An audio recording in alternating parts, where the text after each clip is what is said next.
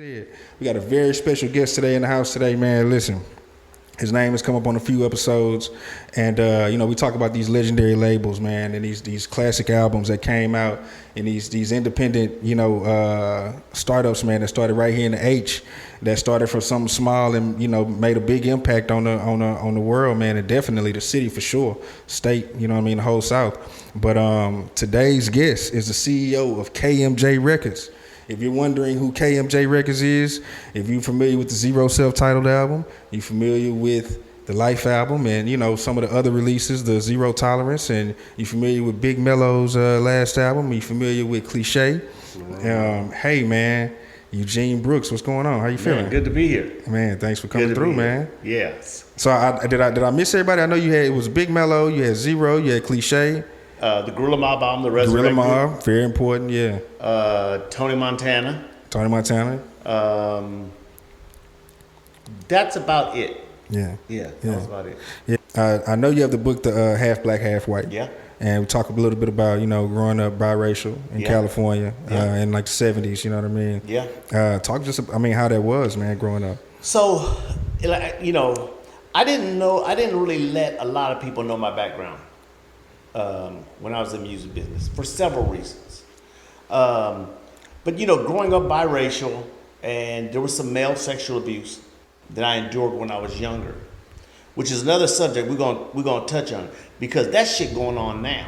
Definitely, yeah. It happens all the time, and especially our community, and especially in the Hispanic community, is huge. Would be males, whether it be with females, right? So off of that book, man, I did interviews with ABC News, MSNBC on the Rachel Maddow show, which is also what a lot of people don't know is, do you remember the show when Tyler Perry went on Oprah? Yeah. I consulted on that show. I did a lot of stuff afterwards, but so when I was 15, I'd already been kicked out of most of the high schools. So the assault or abuse, or I don't really want to miss. Yeah. At what age is this happening? This is like at a younger age. Like, this was at a younger age, like 10, maybe 9, maybe around 9 or 10 years. It's a family member. Oh, it was a family member. It was my brother. And how much older is your brother? 5 years older than me, and he's a lot bigger than me.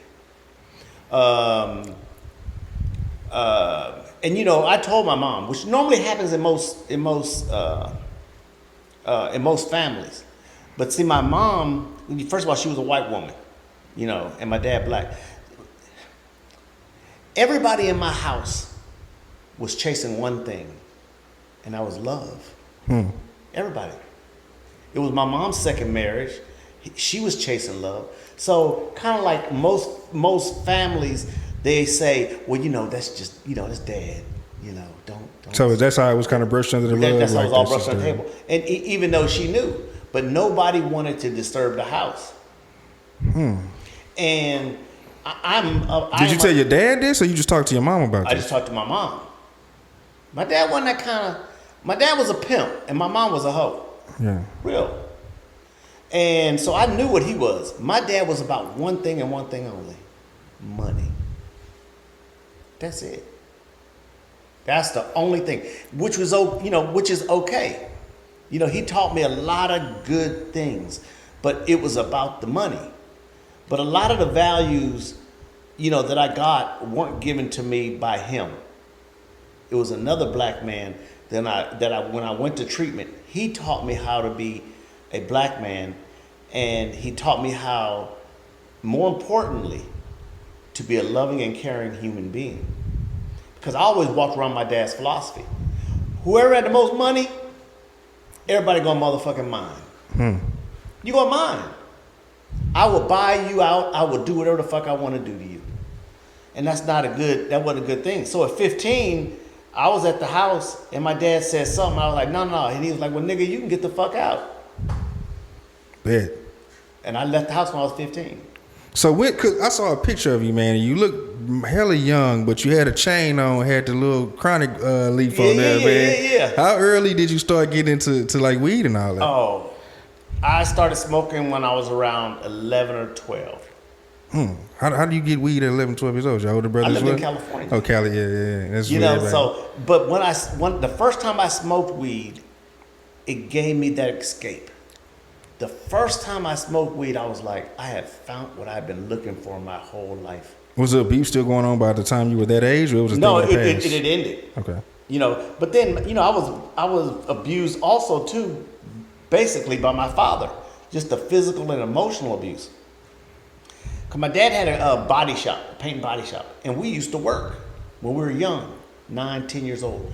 And at that time, they didn't have those air sanders you see now, electric sanders. Everything was sanded with your hand, and we used to work until our fingers bled.